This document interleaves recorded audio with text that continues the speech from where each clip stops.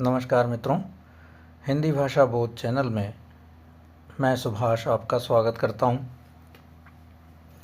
हमने पिछले वीडियो में यूजीसी द्वारा जो नेट एग्ज़ाम लिया जाता है उसके जून 2023 का एग्ज़ाम जो कि शिफ्ट 2 का था उसको हल किया था। आज हम उसी जून 2023 का एग्ज़ाम जो शिफ्ट 1 का था उसे पढ़ने का प्रयास करते हैं। किस प्रकार के प्रश्न आए थे और किस प्रकार से उनका उत्तर निकाला गया। बिना समय व्यर्थ किए प्रारंभ करते हैं। आषाढ़ का एक दिन में पतंजलि का उल्लेख कौन सा पात्र करता है? अनुस्वार, अनुनासिक, रंगिणी या संगिनी? तो संगिनी उसका उल्लेख करते हैं पतंजलि का। मोहन राकेश ने यह आषाढ़ का एक दिन 1958 में लिखा था। नाटक में पतंजलि का उल्लेख संगिनी करती है। संगिनी मल्लिका से आंचलिक शब्द के बारे में बताते हुए कहती है, जैसे पतंजलि ने लिखा है, न कि यद्वा को कुछ लोग यरवा बोलते हैं और तद्वा को तरवा, यरवाणस्त तरवाणः ऋषियो बभूवुः। आषाढ़ का एक दिन नाटक के प्रमुख पात्र कौन कौन से हैं? पुरुष पात्र में कालिदास कवि हैं, दंतुल राजपुरुष हैं, मातुल कवि हैं, विलोम ग्राम पुरुष हैं, निक्षेप ग्राम पुरुष हैं, अनुस्वार अधिकारी, अनुनासिक अधिकारी। स्त्री पात्र में अंबिका ग्राम की एक वृद्धा, मल्लिका उसकी पुत्री और नायिका भी है। रंगिणी नागरी है, संगिनी नागरी है, प्रियंगु मंजरी राजकन्या और कवि पत्नी है। कवि पत्नी मतलब कालिदास की पत्नी है। सूची, अगला प्रश्न है, सूची 1 को सूची 2 से मिलान करना है। देश का धन, गुलामगिरी, स्त्री पुरुष तुलना, गीता रहस्य, ये सूची 1 है। और सूची 2 में बाल गंगाधर तिलक, ताराबाई शिंदे, राधा मोहन गोकुल, ज्योतिबा राव फुले, तो इनसे मिलाना है। देश का धन राधा मोहन गोकुल, गुलामगिरी ज्योतिबा राव गोविंद राव फुले, स्त्री पुरुष तुलना ताराबाई शिंदे, गीता रहस्य आप सभी जानते हैं बाल गंगाधर तिलक ने लिखी। अगला प्रश्न है, अजी हजरत यही चोरी कराते हैं, शहर के जितने चोर डाकू हैं सब इनसे मिले रहते हैं। रात को ये लोग चोरों से कहते हैं चोरी करो और आप दूसरे मोहल्ले में जाकर जागते रहो पुकारते हैं। यह संवाद ईदगाह कहानी के किस पात्र का है? तो ये मोहसिन का पात्र है। अजी हजरत यही चोरी कराते हैं, शहर के जितने चोर डाकू हैं सब इनसे मिले रहते हैं। रात को ये लोग चोरों से कहते हैं चोरी करो और आप दूसरे मोहल्ले में जाकर जागते रहो पुकारते हैं। ईदगाह कहानी हामिद नाम के एक 4 साल के अनाथ की कहानी है जो प्रेमचंद द्वारा रचित है। इसका प्रकाशन चांद पत्रिका में 1933 में हुआ था। ईदगाह कहानी के प्रमुख पात्र हैं हामिद, अमीना, महमूद, मोहसिन, नूरे, सम्मी आदि। प्रेमचंद की प्रमुख कहानियाँ देख लेते हैं। नमक का दरोगा 1913, ईश्वरी न्याय 1917, बूढ़ी काकी 1920, सवा शेर गेहूँ 1924, शतरंज के खिलाड़ी 1924, दो सखियाँ 1928, अलगोझा 1929, पूस की रात 1930, सदगति 1930, दो बैलों की कथा 1931, ठाकुर का कुआं 1932, बड़े भाई साहब 1934, कफन 1936। अगला प्रश्न है, रामचरितमानस के उत्तरकांड में उन्होंने ज्ञान की अपेक्षा भक्ति को कहीं अधिक सुसाध्य और आशुफलदायिनी कहा है। यह कथन किस इतिहासकार का है? तो यह रामचंद्र शुक्ल जी का कथन है। तुलसीदास के महत्व के संदर्भ में विद्वानों की उक्तियाँ क्या क्या हैं ये भी पढ़ लेते हैं। भारतवर्ष का लोकनायक वही हो सकता है जो समन्वय करने का अपार धैर्य लेकर आया हो। हजारी प्रसाद द्विवेदी, बुद्धदेव के बाद सबसे बड़ा लोकनायक तुलसीदास को कहा है ग्रियर्सन ने। ग्रियर्सन का आपको पता ही होगा, बहुत बड़े इतिहासकार रहे हैं, the modern vernacular literature of Hindustan का लेखक भी हैं। कलिकाल का वाल्मीकि कहा है नाभादास ने, जातीय कवि कहा है रामविलास शर्मा ने, आचार्य हजारी प्रसाद द्विवेदी ने लिखा है तुलसी का संपूर्ण काव्य समन्वय की विराट चेष्टा है। अगला प्रश्न है, अंधेरे में कविता में पागल द्वारा गाए गए गान की पंक्तियां हैं। मर गया देश अरे जीवित रह गए तुम, जन मन करुणा सीमा को हकाल दिया। स्वार्थों के पहाड़ खड़े कर लिए, विवेक को मार डाला, तर्क की जबान बंद कर दी, अब तक क्या किया जीवन क्या जिया। तो उत्तर है ए, बी और ई। मर गया देश अरे जीवित रह गए तुम, जन मन करुणा सीमा को हकाल दिया, और अब तक क्या किया जीवन क्या जिया। मुक्तिबोध द्वारा रचित अंधेरे में कविता के चौथे खंड में तीसरे बंद में वह को सिरफिरा पागल की संज्ञा दी गई है, जो मध्यम वर्गीय बुद्धिजीवियों के साथ ही मैं को अपनी निसंगता और आत्मलीनता के लिए धिक्कारता हुआ करुणापूर्ण रसाल गीत गाता है। ओ मेरे आदर्शवादी मन, ओ मेरे सिद्धांतवादी मन, अब तक क्या किया जीवन क्या जिया। ज़्यादा लिया और दिया बहुत बहुत कम, मर गया देश अरे जीवित रह गए तुम, जन मन करुणा सीमा को हकाल दिया।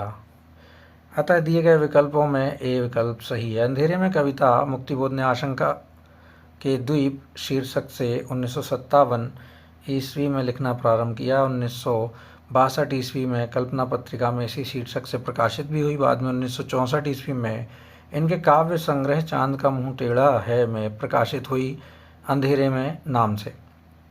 अगला प्रश्न है, सूची मिलान कीजिए। कृपी, किन्नी, जमुना बहन, कल्याणी, महाभोज, चंद्रगुप्त, आधे अधूरे, एक और द्रोणाचार्य। तो आपको पता ही होगा कृपी कौन है। कृपी एक और द्रोणाचार्य में, और किन्नी जो है अधूरे की पात्र है। तो इसके आधार पे हम प्रश्न का उत्तर देख सकते हैं, ए निकल के आएगा। और इसके बाद में जमुना बहन महाभोज की हैं और कल्याणी चंद्रगुप्त के पात्र हैं। कृपी जो एक और द्रोणाचार्य है वो 1977 में लिखा गया है शंकर शेष के द्वारा। आधे अधूरे मोहन राकेश के द्वारा 1969 में। महाभोज मनु भंडारी के द्वारा 1982 में। चंद्रगुप्त जयशंकर प्रसाद के द्वारा 1931 में। रामचंद्र शुक्ल के अनुसार रीति ग्रंथकार कवि हैं कुलपति मिश्र, बेनी बंदीजन, बख्शी, हंसराज, गुमान मिश्र और ग्वाल कवि। तो उत्तर आप देखेंगे बी होगा, ए, बी और ई। ए, बी और ई, कुलपति मिश्र, बेनी बंदीजन और ग्वाल कवि। आचार्य रामचंद्र शुक्ल के अनुसार कुलपति मिश्र, बेनी बंदीजन तथा ग्वाल कवि रीति ग्रंथकार कवि हैं, जबकि बख्शी, हंसराज और गुमान मिश्र रीतिकाल के अन्य कवियों में आते हैं। कुलपति मिश्र की रचनाएं हैं रस रहस्य, द्रोण पर्व, युक्ति तरंगिणी, नखशिख, संग्राम सार आदि। बेनी बंदीजन की है टिकैत, राय प्रकाश, रसविलास, बढ़उआ संग्रह आदि। ग्वाल कवि का है यमुना लहरी, रसिकानंद, रसरंग, कृष्ण जू को नखशिख, दूषण दर्पण, हमीर हट, गोपई, पच्चीसी, राधा माधव मिलन, राधा अष्टक, कवि हृदय, विनोद, भक्त भावन आदि। अन्य कवियों की रचनाएं हैं बख्शी हंसराज की स्नेह सागर, विरह विलास, बारह मासा आदि। गुमान मिश्र की है नैषद काव्य, कृष्ण चंद्रिका, छंदाटवी आदि। इनका जीवन, अगला प्रश्न है, इनका जीवन बर्फ की पवित्रता से पूर्ण और वन की सुगंध से सुगंधित है। कथन किसके बारे में है? तो भेड़ चराने वाले के बारे में है। इनका जीवन बर्फ की पवित्रता से पूर्ण और वन की सुगंध से सुगंधित। यह कथन सरदार पूर्ण सिंह कृत मजदूरी और प्रेम निबंध में भेड़ चराने वाले के बारे में है, जबकि जिल्दसाज, बाग का माली और हल चलाने वाला इस निबंध के अन्य पात्र हैं।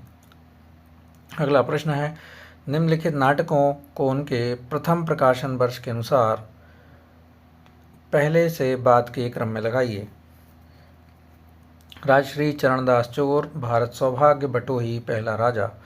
तो भारत सौभाग्य पहला, फिर राजश्री, फिर उसके बाद बटोही, फिर पहला राजा और चरणदास चोर आखिर में है। भारत सौभाग्य का सन है 1887, अंबिका दत्त व्यास ने लिखा है। राजश्री जयशंकर प्रसाद के द्वारा लिखा गया है 1915 में। पहला राजा जगदीश चंद्र माथुर 1969 में।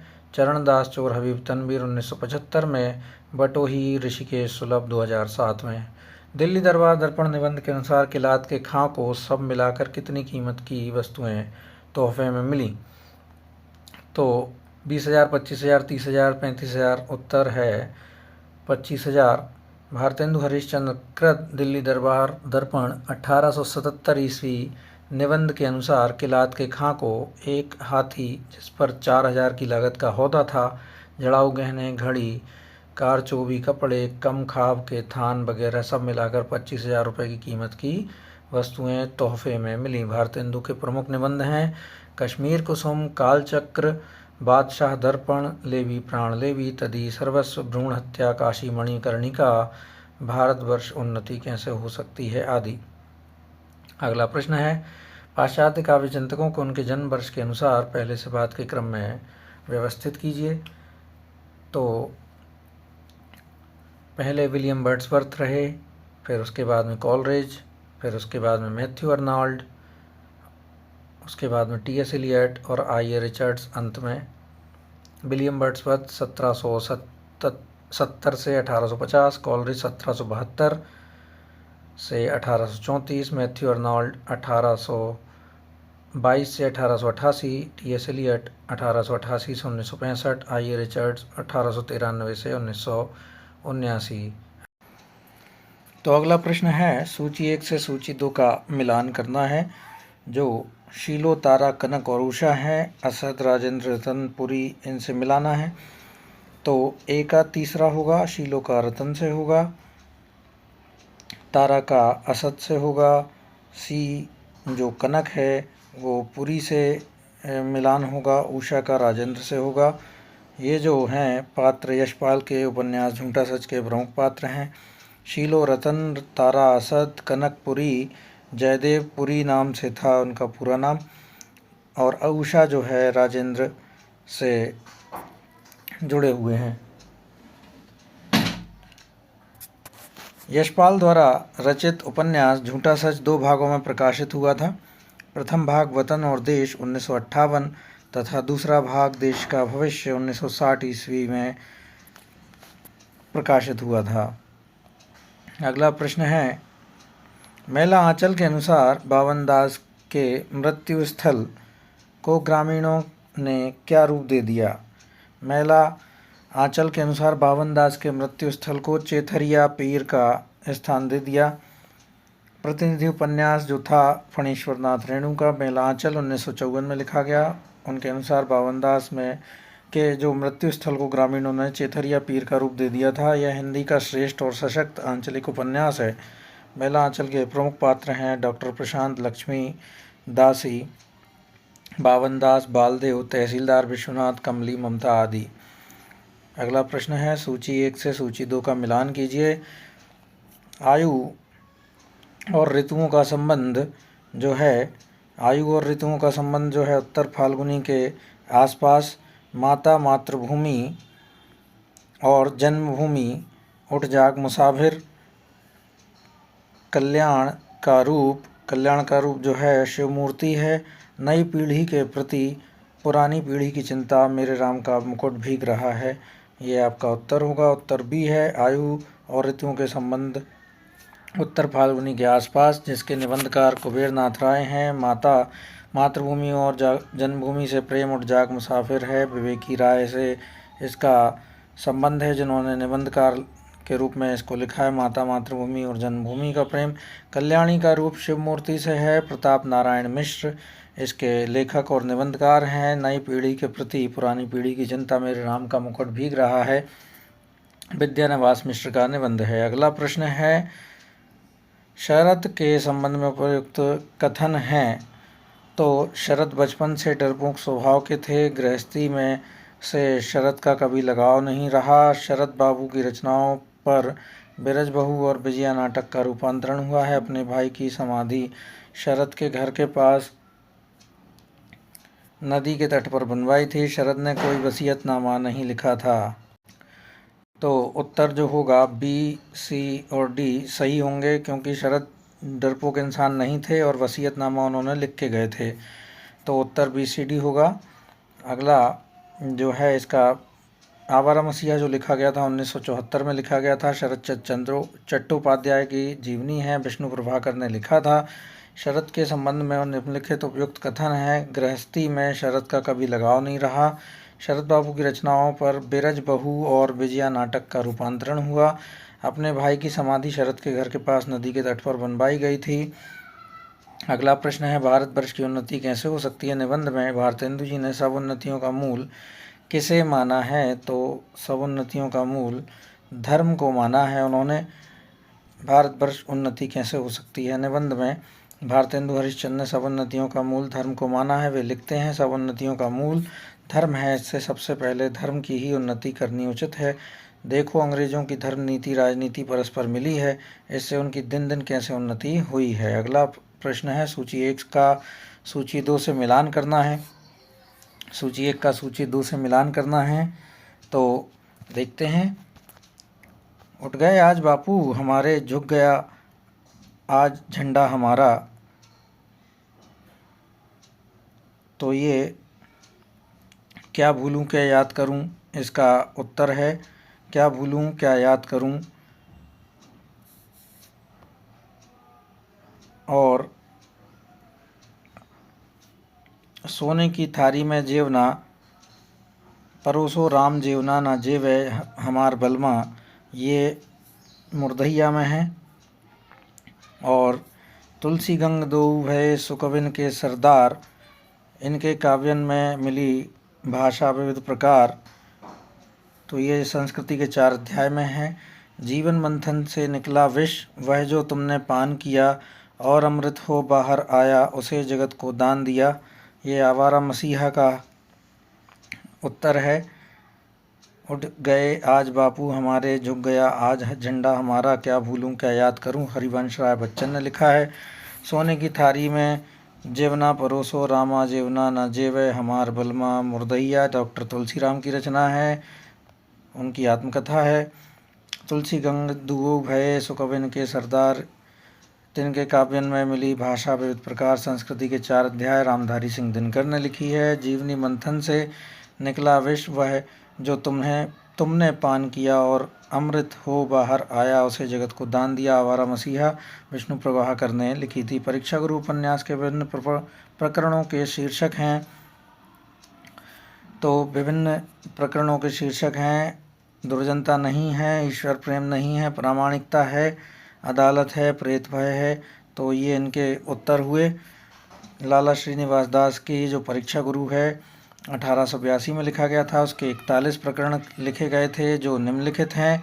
सौदागर की दुकान, 41 प्रकरण थे। सौदागर की दुकान, अकाल का में अधिमास, संगति का फल, मित्र मिलाप, विषयासक्त, भले बुरे की पहचान, सावधानी होशियारी, सब में हाँ सभासद, प्रबंध इंतजाम, सज्जनता, सुख दुख, बिगाड़ का मूल विवाद, पत्र व्यवहार, प्रिय अथवा प्रिय, सुरा शराब, स्वतंत्रता और स्वेच्छाचार, क्षमा, स्वतंत्रता, कृतज्ञता, पतिव्रता, संशय, प्रामाणिकता, हाथ से पैदा करने वाले और पोतलों के अमीर, साहसी पुरुष, दिवाला, लोक चर्चा, अफवाह, फूट का काला मुंह, बातचीत, नैराश्य, नाउमीदी, चालाक की चूक, अदालत, मित्र की परीक्षाहीन प्रभाव, बदरोबी, स्तुति निंदा का भेद, धोखे की टही, विपत्ति में धैर्य, सच्ची प्रीति, प्रेत भय, सुधारने की रीति, सुख की परमावधि आदि। तो ये याद रखना है। कब लिखा गया था? 1882 में। 41 प्रकरण हैं और इसके जो 41 प्रकरण हैं कुछ इस प्रकार हैं, याद रखिएगा। अगला प्रश्न है, संस्कृति के 4 अध्याय तिलक के बारे में उपयुक्त बातें हैं। तिलक के बारे में उपयुक्त बातें कौन कौन सी हैं? गीता रहस्य में तिलक जी ने सुस्पष्ट घोषणा की कि गीता का उद्देश्य निवृत्ति नहीं प्रवृत्ति का प्रतिपादन किया गया है, और कर्मण गृहस्थ की को योगी सन्यासी भक्त के समकक्ष नहीं माना जा सकता, ऐसा नहीं है, उन्होंने माना है, अर्थात बी इसका उत्तर नहीं है। तिलक के उपदेश तत्कालीन समय में वीरता, निर्भीकता और सच्चाई के सबसे बड़े उपदेश थे, ये भी सही है। और गीता का मार्ग संन्यास का मार्ग है, संसार त्याग और कर्म न्यास का मार्ग है, ऐसा नहीं है, ये गलत है। तिलक जी ने बताया योग का अर्थ गीता में कर्म है, तो उत्तर ए सी ई हो जाएगा, ए सी और ई। रामधारी सिंह दिनकर कृत संस्कृति के 4 अध्याय 1956 में लिखा गया था। 1959 में साहित्य अकादमी पुरस्कार दिया गया था। तिलक के बारे में उन्होंने निम्नलिखित वाक्य लिखे थे। गीता रहस्य में तिलक जी ने सुस्पष्ट घोषणा की कि गीता का उद्देश्य निवृत्ति नहीं प्रवृत्ति का प्रतिपादन है। तिलक के उपदेश तत्कालीन समय में वीरता, निर्भीकता और सच्चाई के बड़े उपदेश हैं। तिलक जी ने बताया कि योग का अर्थ गीता में कर्म है। अगला प्रश्न है, निम्नलिखित में से भारतेंदु के निबंध कौन कौन से हैं? तो वैष्णवता और भारतवर्ष, लेवी प्राण लेवी और भारतवर्ष की उन्नति कैसे हो सकती है, ये इनके निबंध हैं। वैष्णवता और भारतवर्ष, लेवी प्राण लेवी, तदीय सर्वस्व, स्वर्ग में विचार, सभा का अधिवेशन, कालचक्र, द्वादशा दर्पण, भ्रूण हत्या, रामायण का समय, काशी, मणिकर्णिका, भारतवर्ष की उन्नति कैसे हो सकती है, ये इनके निबंध हैं भारतेंदु हरिश्चंद्र के। अगला प्रश्न है, निम्नलिखित में से अर्ध स्वर समृद्ध स्वर कौन से हैं? अर्ध समृद्ध स्वर होते हैं ए और ओ। अर्ध समृद्ध स्वर के उच्चारण में मुख द्वार कम खुला होता है। समृद्ध स्वर में इस स्वर के उच्चारण में मुख द्वार कम खुला रहता है। इनकी संख्या 4 है। ई उ ऊ। विवृत स्वर में इस स्वर के उच्चारण में मुख द्वार पूरा खुला होता है। इनकी संख्या 2 है। आ इसका उदाहरण है। अर्ध विवृत स्वर में इस स्वर में उच्चारण के मुख द्वार अध खुला होता है। इनकी संख्या 4 है। आ, ए, औ, औ आदि। अगला प्रश्न है, सत्यकथन है। सत्यकथन कौन कौन से हैं? वैदर्भी रीति में ओज गुण प्रकाशक वर्णों की अधिकता होती है, गलत है। भरत के नाट्यशास्त्र में रीतिकाल के लिए प्रवृत्ति शब्द का उल्लेख है, तो ये सही है। वामन ने रीति के 5 प्रकार माने हैं, वैदर्भी, गौड़ी, पांचाली, शौरसेनी, लाटिया, ये गलत है। कुंतक ने रीति को मार्ग कहा है, ये सही है। और भोज ने अवंतिका और मागधी नामक 2 नई वृत्तियों की उद्भावना की है, ये भी सही है। अगला प्रश्न है, सत्यकथन निम्नलिखित हैं। भरत मुनि के नाट्यशास्त्र में रीति के लिए प्रवृत्ति शब्द का उल्लेख है।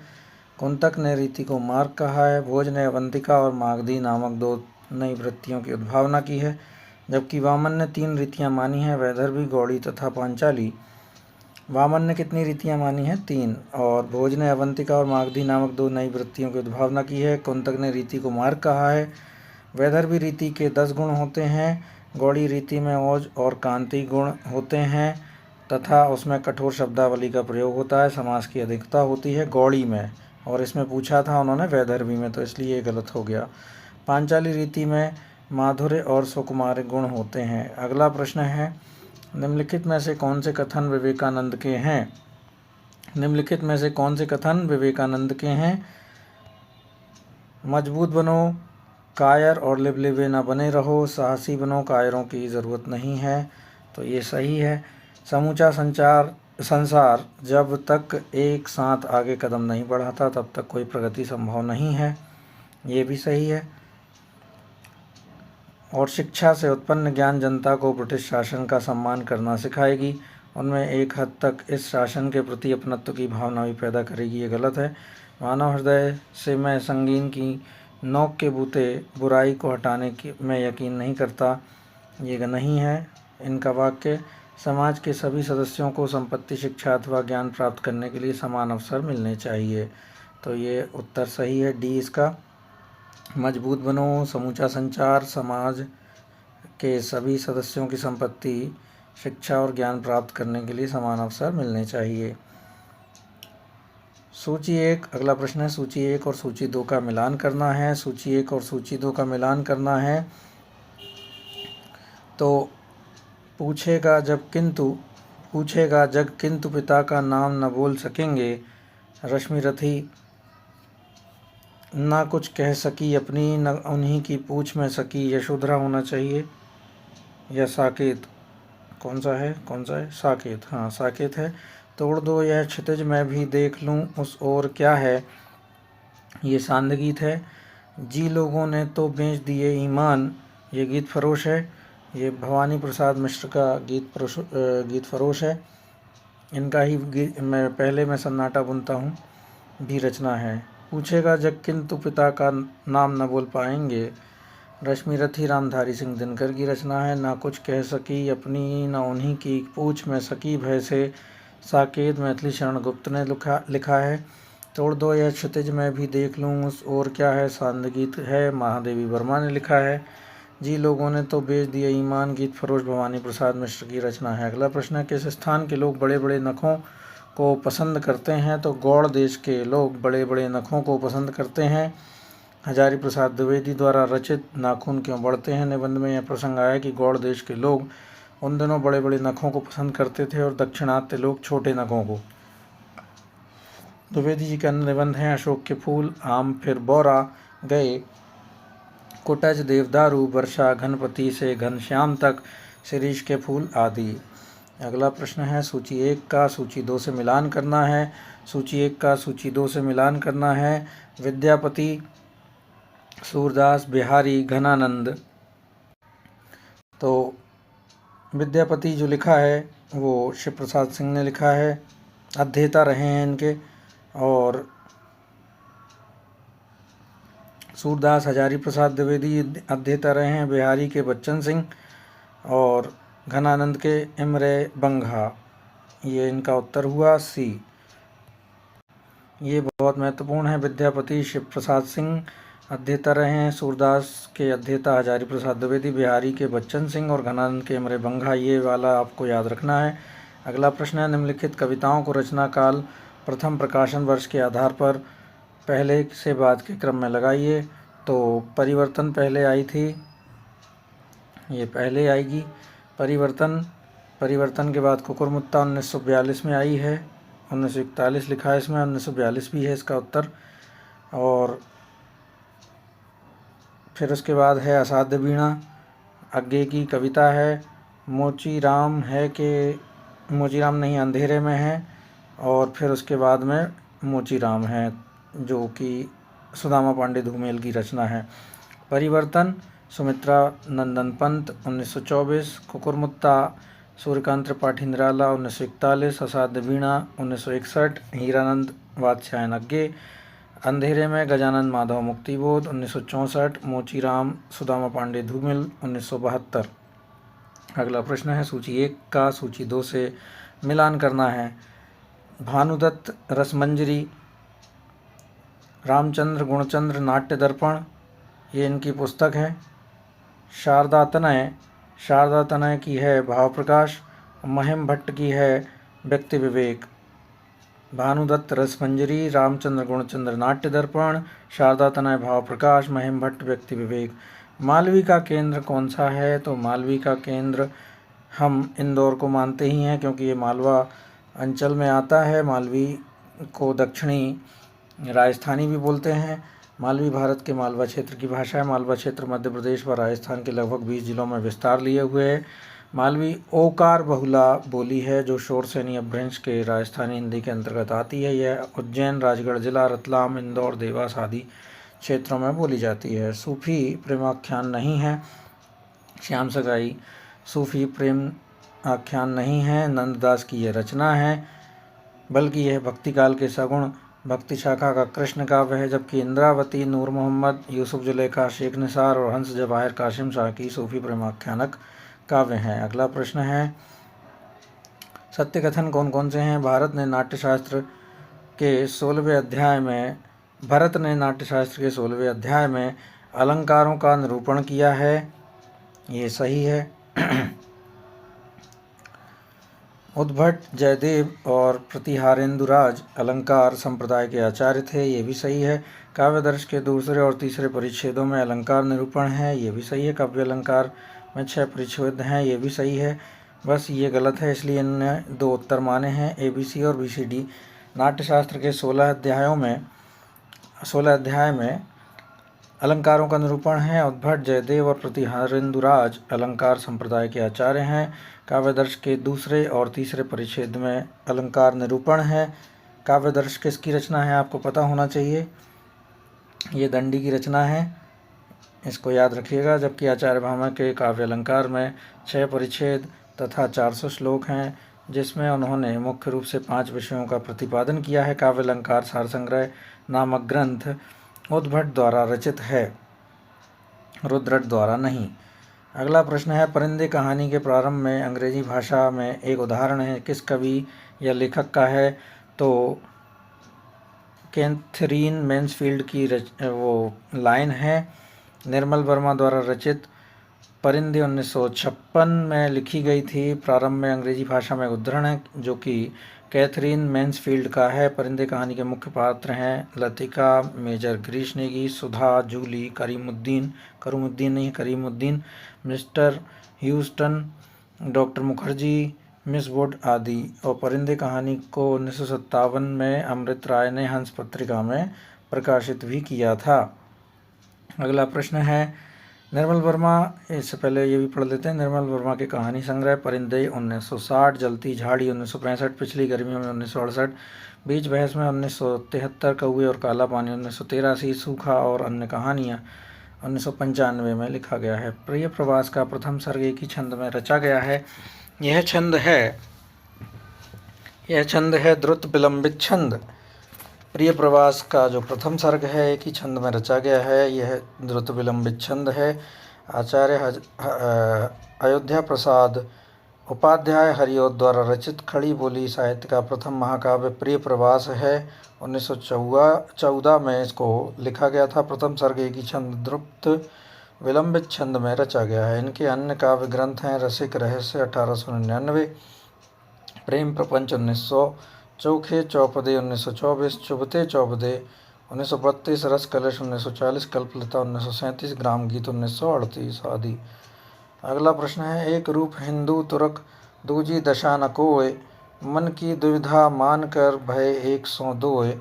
यह कविता किस कवि की है? बनारसी दास की है। एक रूप हिंदू तुर्क दूजी दशा न कोय, मन की दुविधा मान कर भय एक सौ दोय, ये बनारसी दास की रचना है। भक्तिकालीन नीति कवियों में जैन कवि बनारसी दास का नीति काव्य कई दृष्टियों में महत्वपूर्ण है।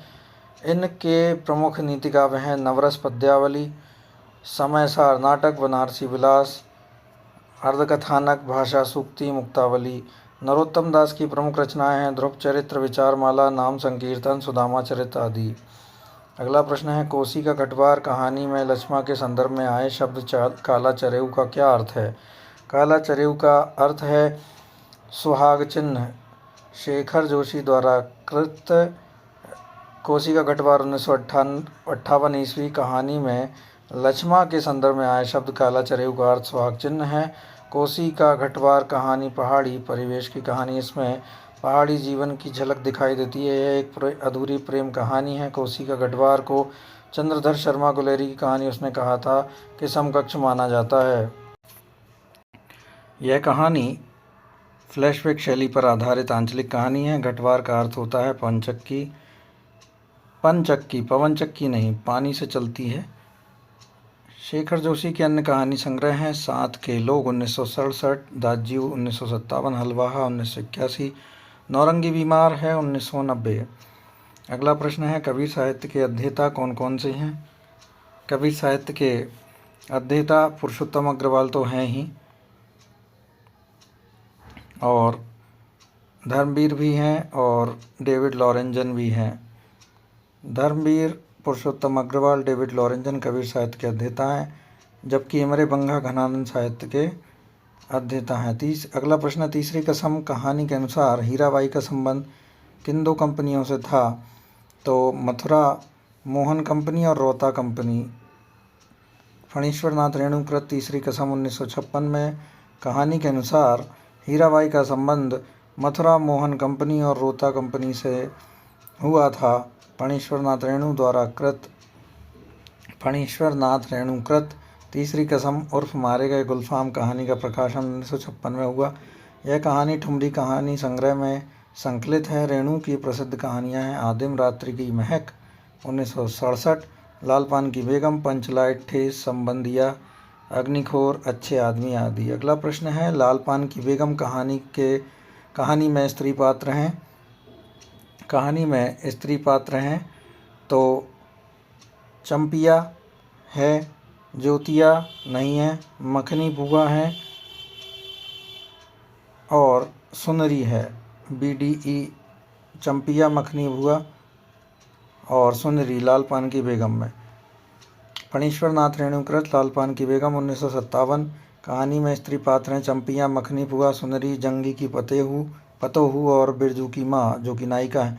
लाल पान की बेगम कहानी नारी सशक्तिकरण को केंद्र में रखकर लिखी गई है। लाल पान की बेगम कहानी ठुमरी कहानी संग्रह में ही संकलित है। पुंज प्रकाश ने इस कहानी का नाट्य रूपांतरण भी किया है। 1907 में शारदा सिंह के निर्देशन में पटना के कालिदास रंगालय में इसे मंचित किया गया था। रेणु की कहानी संग्रह है ठुमरी, आदिम रात्रि की महक, अग्निखोर 1973, श्रावणी दोपहर की धूप 1984, अच्छे आदमी 1986 आदि। अगला प्रश्न है, डॉक्टर तुलसीराम के ननिहाल में स्वतंत्रता आंदोलन का नेतृत्व किसने किया था? तो तेज बहादुर सिंह ने किया था।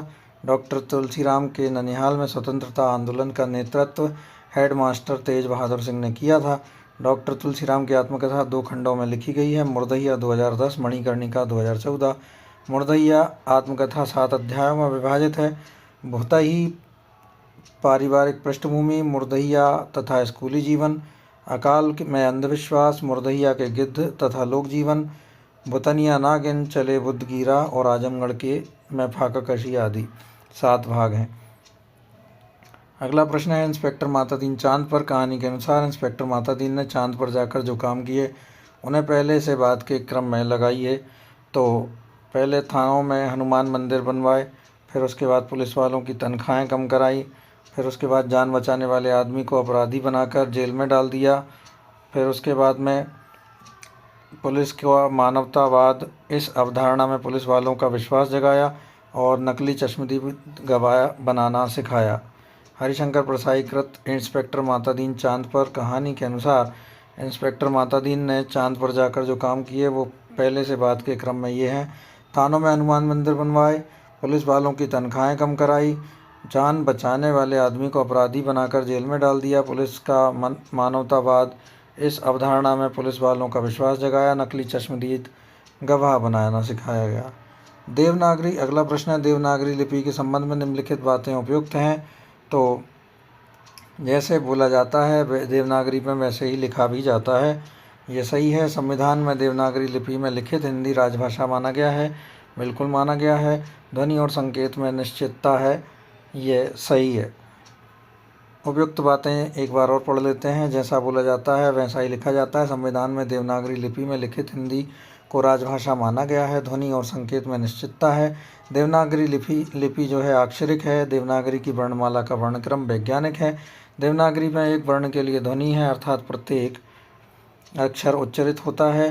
पंजाबी की अपनी लिपि लिंडा लिपि थी, जिसमें सुधार कर गुरु अंगद ने गुरुमुखी बनाई। उड़िया भाषा बंगाल से बहुत मिलती जुलती है, किंतु इसकी लिपि ब्राह्मी के उत्तरी शैली से विकसित हुई है।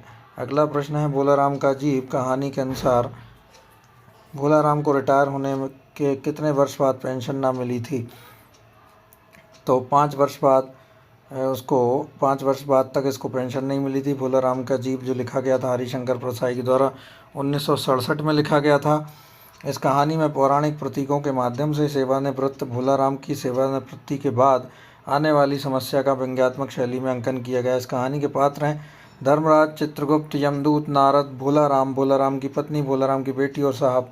परसाई जी की रचनाएं हैं आवारा भीड़ के खतरे, प्रेमचंद के फटे जूते, पगडंडियों का जमाना, जैसे उनके दिन फिरे, ठिठुरता हुआ गणतंत्र, वैष्णव की फिसलन, संस्कृति सिद्धांतों की व्यर्थता आदि।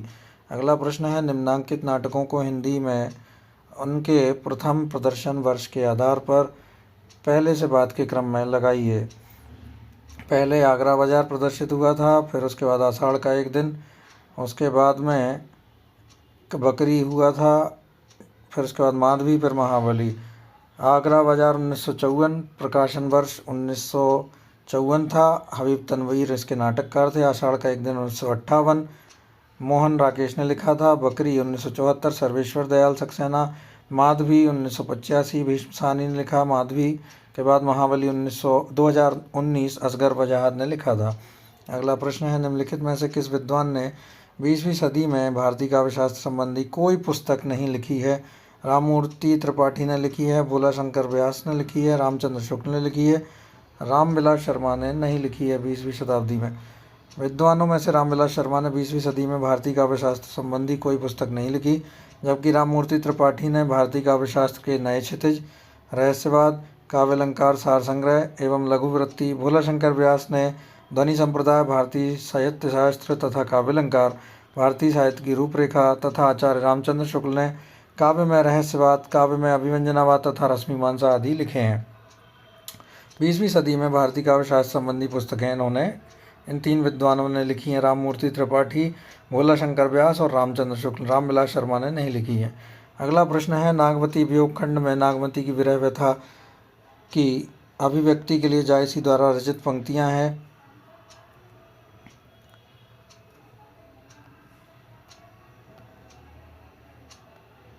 CDE इसका उत्तर होगा। CDE देख लेते हैं क्या क्या लिखा है इन्होंने। रकत आंसू घुंघुची बन बोई, हृदय पैठी विरह कंठ नसा, सहस सहस दुख एक एक सांसा। उत्तर, नागवती वियोग खंड में नागवती की विरह व्यथा की अभिव्यक्ति के लिए जायसी द्वारा रचित पंक्तियां निम्नलिखित हैं। रकत आंसू घुंघुची बन बोई, हृदय पैठी विरह कंठ नसा, सहस सहस दुख एक एक सांसा। मलिक मोहम्मद जायसी भक्तिकाल के निर्गुण प्रेमाश्रयी धारा के कवि थे। इनकी प्रमुख कृतियां हैं पद्मावत, अखरावट, आखिरी कलाम, कहरानामा, कन्हावत, चित्ररेखा आदि। अगला प्रश्न है, मनुष्य के मन से सुंदर और कुछ नहीं होता, ईश्वर यदि हैं तो मनुष्य के मन में ही समाये हैं। यह मानस का हंस में मोहिनी कहा है, मोहिनी ने कहा है, मनुष्य के मन से सुंदर और कुछ नहीं होता, ईश्वर यदि है तो मनुष्य के मन में ही समाये हैं। अमृतलाल नागर द्वारा रचित मानस का हंस 1972 उपन्यास में संवाद मोहिनी का है। मानस का हंस गोस्वामी तुलसीदास का जीवनी परक उपन्यास है। अमृतलाल नागर की प्रमुख रचनाएं हैं महाकाल 1947, सेठ बांकीलाल 1955, बूंद और समुद्र 1956, सुहाग की नूपुर 1960, अमृत और विष 1966, नाच्यो बहुत गोपाल 1978, खंजन नयन 1981 आदि। अगला प्रश्न है, देश की बात निबंध के लेखक कौन हैं? तो महावीर प्रसाद द्विवेदी देश की बात निबंध के लेखक हैं। इनकी अन्य निबंध रचनाएं हैं संपत्ति शास्त्र, रचक गिरंजन, भाषा और व्याकरण, कवि और कविता, महाकवि माघ का प्रभात वर्णन, आत्मनिवेदन, प्रभात आदि। प्रताप नारायण मिश्र के निबंध हैं धोखा, दांत, बालक, वृद्ध, आप, बात, खुशामद, भौं, परीक्षा, समझदार की मौत, ईश्वर की मूर्ति, घूरे का लत्ता विनय, अपव्यय, वृद्ध, दान आदि। अगला प्रश्न है, जयशंकर प्रसाद के नाटकों को मंच पर सफलतापूर्वक प्रस्तुत करने वाले निर्देशक कौन हैं? BV कारंत, शांता गांधी जो हैं निर्देशक हैं। जयशंकर प्रसाद के नाटकों को प्रदर्शित करने वाले BV कारंत और शांता गांधी। अगला प्रश्न है, नागरी प्रचारणी सभा के संस्थापक कौन हैं? नागरी प्रचारणी सभा के संस्थापक हैं शिव कुमार सिंह, राम नारायण मिश्र और श्याम सुंदर दास। ये नहीं है। शिव कुमार सिंह 16 जुलाई 1893 में शिव कुमार सिंह, पंडित राम नारायण मिश्र और बाबू श्याम सुंदर दास ने मिलकर काशी नागरी प्रचारणी सभा की स्थापना की थी। आधुनिक हिंदी के जनक भारतेंदु हरिश्चंद्र के फुफेरे भाई बाबू राधा कृष्ण दास इसके पहले अध्यक्ष थे। पहले वर्ष में जो लोग इसके सदस्य बने उसमें पंडित सुधाकर द्विवेदी, जॉर्ज ग्रियर्सन, अंबिका दत्त व्यास, चौधरी प्रेमघन जैसे विद्वान थे। अगला प्रश्न है, नागार्जुन की कालिदास कविता में निम्न में से किसका उल्लेख है? यक्ष का था, उसके बाद इंदुमती का था और अज का था। इंदुमती के मृत्यु शोक पर अज रोया या तुम रोए थे, ऐसे ही यक्ष का भी था। नागार्जुन की कालिदास में यक्ष, इंदुमती और अज का उल्लेख है। बचपन का नाम इनका ठक्कन मिश्र था, वास्तविक नाम वैद्यनाथ मिश्र था। हिंदी में वे नागार्जुन, संस्कृत में और मैथिली में यात्री नाम से लिखते थे। नागार्जुन की कालिदास कविता सतरंगे पंखों वाली 1959 कविता संग्रह में संकलित है। इनके प्रमुख काव्य संग्रह हैं युगधारा 1953, तालाब की मछलियाँ 1975, खिचड़ी विप्लव देखा हमने 1980, हजार हजार बाहों वाली 1981, पुरानी जूतियों का कोरस 1983, रत्नगर्भा 1984। ये थे आपके 50 प्रश्न। अगले वीडियो में 51वें प्रश्न से पढ़ेंगे, क्योंकि वीडियो बहुत बड़ा हो जाता है, आप लोग देखते नहीं हैं और लगातार मेहनत करने से समय का व्यर्थता होती है। और आप अगर पूरा देखें तो एक ही बार में हम पूरा वीडियो भी बना सकते हैं, कोई दिक्कत नहीं है। लेकिन ये आपके लिए सुविधा ही रहेगी कि आप इसको आधा आधा करके देखें। अगर आपको मेहनत अच्छी लगे तो इस चैनल को बढ़ाते रहिए, जिससे और मेहनत करने का हमें उत्प्रेरणा मिले। धन्यवाद।